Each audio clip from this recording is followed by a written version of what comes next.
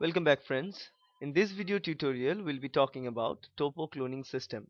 Now this topo cloning and gateway cloning, these clonings are very recent type of cloning technologies that are being utilized and developed by many different types of cloning and biotech companies like Invitrogen, QIAGEN and so on. Now these cloning systems are a little bit different. They are new and they are much more efficient than the traditional cloning methods. And why, you're going to see in a moment. Now in this case we'll be discussing about this cloning processes in detail. Let's begin. Okay, so first of all, what is topo cloning? Now before understanding topo cloning, you must have a basic idea of what cloning is. Now for a cloning, let me discuss you a basic idea of cloning. For the cloning, you require two different things. Now what you need to clone, this is the first question you need to ask yourself before starting a clone. Clone means whenever you are having a single copy of something in the sense, in this case we are always interested about genes. So here say we want the many copy of this blue gene, we want many copy of this same gene, not a slight variation, same type of gene. So you call this all of this small uh, number of this all of these blue genes are the clone of each other, right? Because clone means simply exactly identical copies made from one particular copy. So here it is. So suppose you need to clone this particular gene of your interest. Now what you need to do, you need to transfer this gene into a what is called a vehicle or cloning vector, because the vector is required, otherwise you cannot deliver these genes directly inside a host. Because what we know that we are having different hosts. Host means different organisms, right? Bacteria. Now those bacteria, if we take those bacteria and we grow them, they will be dividing and they'll produce many bacterial cells. Now then from those bacterial cells we can isolate and take our gene of interest out. So this is the basic goal. But there is difficulty of transferring this DNA, naked DNA, directly into the bacterial cell, because they will be degraded, they won't be that much stable inside. So in the other hand, what we need to do, we need a vehicle which will carry our desired gene onto these host cells, right? Now this carrier is called this cloning vectors. Vectors like plasmid, it can be cosmid, it can be bacterial artificial chromosome or BAC, it can be yeast artificial chromosome or EAC. There are several different types of vectors that are available for cloning. Those are called cloning vectors. If you want to understand, if you want to learn more about cloning vectors, you can go in my YouTube channel and you'll find a detailed video of cloning vectors, different types of cloning vectors. Okay, now in this case what we need to do, you need to add this gene of interest onto the vector. Suppose in this case the vector is plasmid. Now we need to insert our gene of interest onto the plasmid. So there are somewhere in the plasmid, and we all know that plasmid is a circular, closed circular DNA. That means it is not open, it is a circular DNA, and obviously it is a double stranded DNA. So it's a double stranded closed circular DNA. So for injecting or inserting this gene of interest onto this double stranded circular DNA, we must cleave our plasmid first, right? So cleavage is required at the very beginning or very first stage of this cloning. So for this cleavage we require an enzyme, and the enzyme is called restriction enzyme or restriction endonuclease, or it is called RE. Now using this enzyme, it acts as a molecular scissor so that it can cleave in a particular specified location. That's why they are called restriction enzymes, because they are restricted of what they do. Okay, so they are restricted about cleaving it, for example, from this particular place. After cleaving it out, we make a gap, we make a linearized DNA. Now in this place what we can do, we can simply take our gene of interest and incorporate it here. So in this case, suppose the gene of interest here, it is the human uh, uh, gene. This is the green color label gene. Now in this gene is inserted onto this plasmid vector.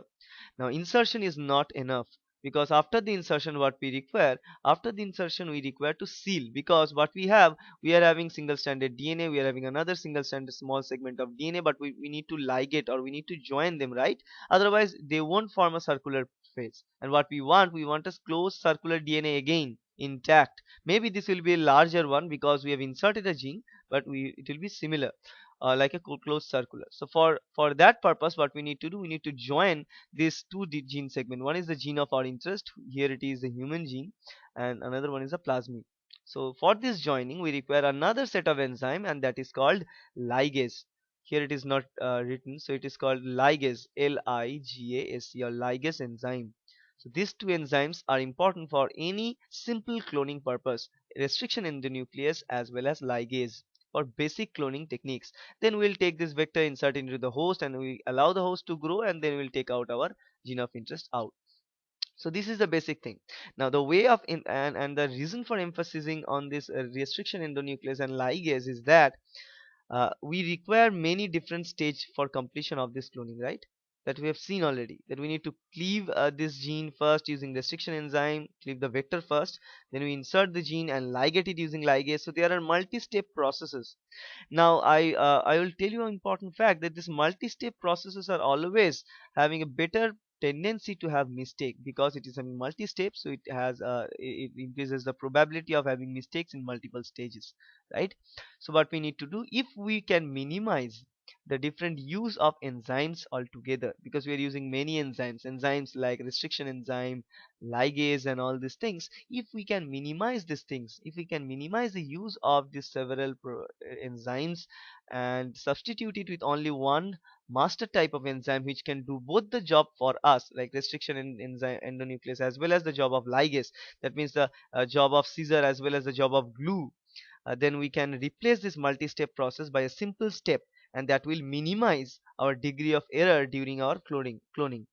Now let us look at this part, or topo part. We have already visited what is cloning. Now let's look for the topo part. Now what is topo? Topo means, actually here is an enzyme also. It is called topoisomerase enzyme. If you remember, if you know the basic process of DNA replication, you probably know that topoisomerase is a very important enzyme which is required during the DNA replication processes. In those cases, what it does actually, it unwinds the DNA so that there is no the DNA is not broken down due to the stress that are being generated by due to the unwinding of DNA during the replication. Because you know, during the replication, so suppose if this is the DNA, now during the replication what we do, we produce this kind of replication fork. Now as a result of opening out the DNA in this large region of segment, it can create enormous pressure in the further upstream of the DNA, and to release this pressure we require this topoisomerase enzyme. Now what this topoisomerase enzyme does, it simply binds with a double stranded DNA. Remember, it binds with the double stranded DNA, not a single strand. Bind with the double stranded DNA, but it will act on a single strand. It will recognize double stranded DNA, but it always acts onto a single strand. Now here it is, the strand is denoted with this red colored, then it will cut this strand. So this is the first important part, is the break or cutting. After cutting this strand, it will make a pass of this strand, and so that it unwinds the DNA in one turn. So it unwinds the DNA one turn. After unwinding it, then again it reseals or rejoin the nick that it is just created, right? So these are the two important steps that are performed by these topoisomerase enzymes. One is the break or cleavage of a DNA strand, then passing it, and then the second part is the joining of these strands with each other. So these are the two fractions. One is the cutting and the joining. Both the works are carried out by these topoisomerase enzymes. So now these topoisomerase enzymes are very important, and they catch the eye of scientists. Why? Because remember, we have talked before that if we can attach or substitute those two steps using only one enzyme which can do the job of both scissor as well as glue, we can replace this and we can minimize the error. Now in this case we found an enzyme, and this enzyme is topoisomerase, right? Because it is having the capability of cutting or breaking as well as joining, right? So if we use topoisomerase, it can, using this one enzyme, this single enzyme, we can cut the segment of DNA and also we can join it. So why not we use this topoisomerase to replace both restriction enzyme as well as ligase? But there is a question, that I have told you that the topoisomerase acts only one strand, right? It recognizes double stranded DNA, but it acts on only a single strand. Now so in this case we have also seen that it only acts on this red strand and break it and join it, because in case of the cloning we need to cleave both the strands together. So to solve the problem, it is very easy to solve. We take two different topoisomerase who will act on two different strands and do the same job, so that we get the cleavage of the both the strands altogether, right? So let's begin here. So this particular part starts the uh, so by looking at these two things and combining the use of topoisomerase in cloning, we can use and make what is called a topo cloning system. Now let's look for this topoisomerase activity in little bit more detail. Now here it is. Suppose the DNA which is really coiled, which is called a supercoiling. Then we added this topoisomerase. This topoisomerase, and remember there are two different types of topoisomerase 1 as well as topoisomerase type 2. Now the topoisomerase mechanism we have talked about till now is of topoisomerase 1 in this case, because topoisomerase 2 can cleave both the strands together, but we are talking about topoisomerase 1. Now usually topoisomerase 1 is used for this cloning purposes. Now this topoisomerase 1 is an enzyme, and this enzyme is having the tyrosine residue at its active site. Now here it is the tyrosine. If you imagine, this is the part of the enzyme, and this is the tyrosine residue of topoisomerase. And this tyrosine residue is important because the tyrosine residue is having a hydroxyl at its end, right? Now, as it is having the hydroxyl, it can be act like a nucleophile, right? So it can act as a nucleophile. It can hold on to the structure of the phosphodiester backbone of a DNA strand. So that is the funda of all this process. So here you can see, here is we are having this yellow shaded region. This region is a binding region of topo 1. Now using its tyrosine residue and the hydroxyl, it will hold on to the phosphate structure of the backbone after cleaving it. Now here comes the important part. Now as we are looking at this hydroxyl, it can act as nucleophile. Everything is file. It will act on the phosphate backbone and it will cleave the phosphate backbone, so that after cleaving the phosphate backbone, the phosphodiester bond is very energetic bond. So after the cleavage, it leads to generate some energy, and the energy is stored between the bonds that are formed between this phosphate and tyrosine residue of this topoisomerase 1. So the energy is stored. Now for the next purpose, what will be done, this hydroxyl is free. Now this 3' hydroxyl is free in this case, right?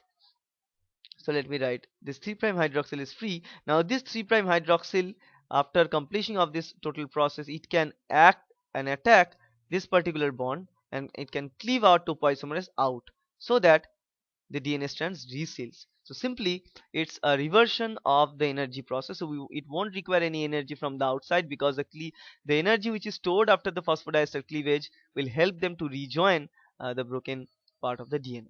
Okay. So here it is, the vector that are designed by various companies. Various biotech companies nowadays design these topo vectors and topo cloning vectors. Now they are having this vector. What they are providing in this vector, it is called PCR blunt 2 topo vector. And this vector, all they are having is the PAC origin. They are having a promoter for lac operon, having the lac Z gene, and also they are having tetracycline and other antibiotics, and for the antibiotic screening marker. Okay, now they are having the MCS or multiple cloning site region in somewhere between this lag Z for the blue-white screening process. But what it is having, there are a lot of different region for cleavage of restriction, but they won't require this restriction. Remember, because we are minimizing the use of restriction in this case.